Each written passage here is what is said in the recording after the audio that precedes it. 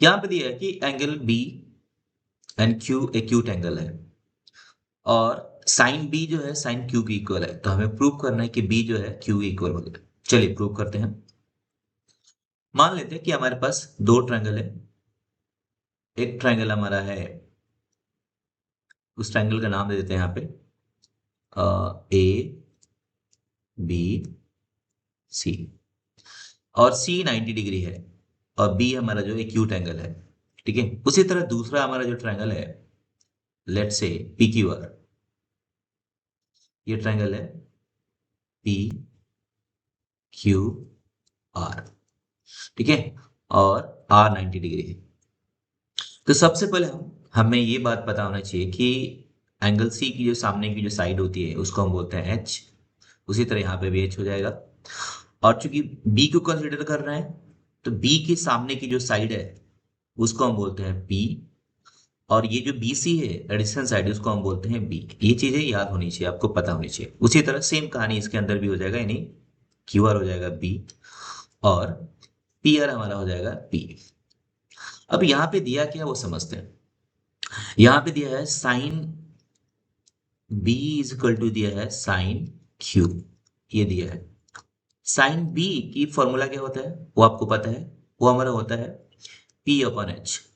क्या होता है पी अपॉन एच। इधर भी क्या फॉर्मूला हो जाएगा, फॉर्मूला एक बार लिखते हैं पी अपॉन एच। अब साइन बी हम अगर इस ट्रायंगल को कंसिडर करें तो इसमें पी हमारा क्या हो जाएगा ए सी, तो मैं लिख दूंगा ए सी अपॉन एच क्या हो जाएगा ए बी। उसी तरह उसी तरह इस ट्रायंगल के अंदर अगर मैं देखूं ध्यान से, तो पी हमारा है क्या है पी आर, तो मैं लिख दूंगा पी आर,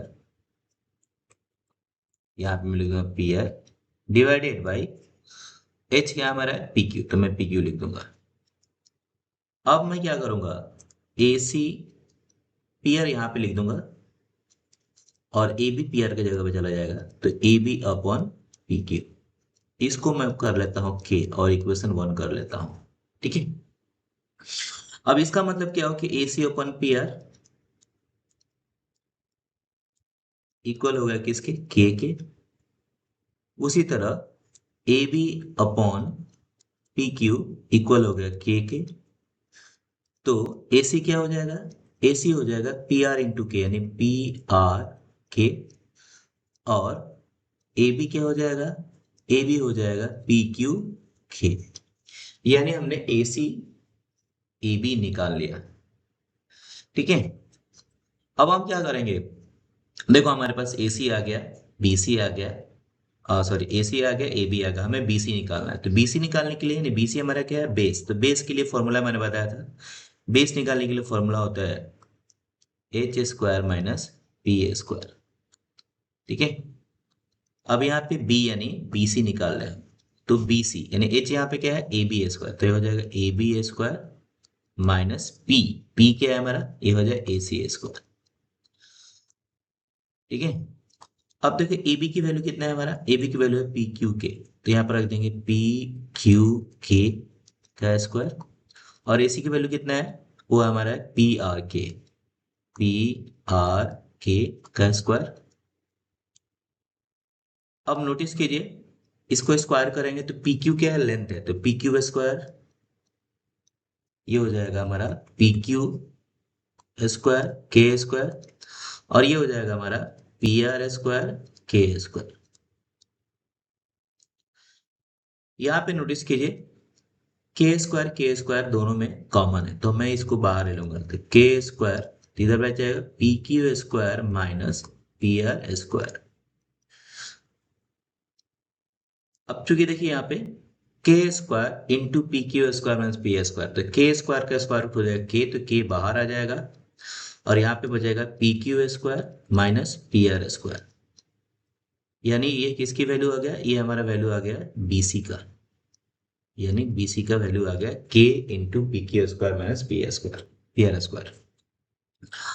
अब आप कंसिडर करें ट्रायंगल पी क्यू आर, इसके अंदर मैं निकालता हूं क्यू आर।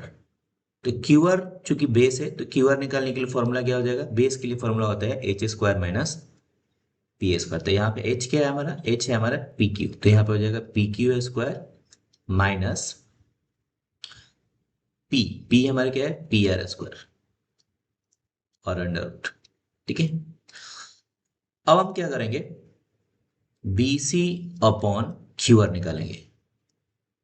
अब बी सी क्या है हमारा, बी सी अभी हमने निकाला वो है k into P Q square minus P R square. तो मैं लिख देता हूँ यहाँ पे k into P Q square minus P R square under root. और क्यू आर हमारा क्या है, क्यू आर है हमारा P Q square minus P R square under root. अब नोटिस कीजिए ये दोनों सेम है तो कैंसिल आउट हो गया, यानी यहाँ पे क्या बचा के, इसको कर देता हूँ इक्वेशन 2।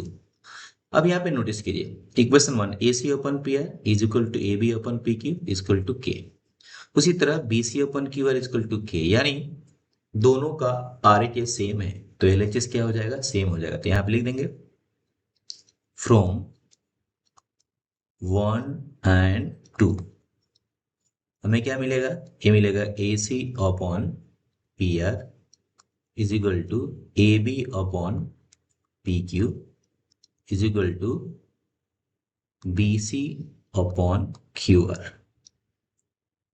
ठीक है, और ये हम इसको बोलते हैं triple S similarity rule. Triple S बोलते हैं कि अगर दो ट्रायंगल्स के साइड्स सेम प्रोपोर्शन में है तो दोनों ट्रायंगल सिमिलर होंगे।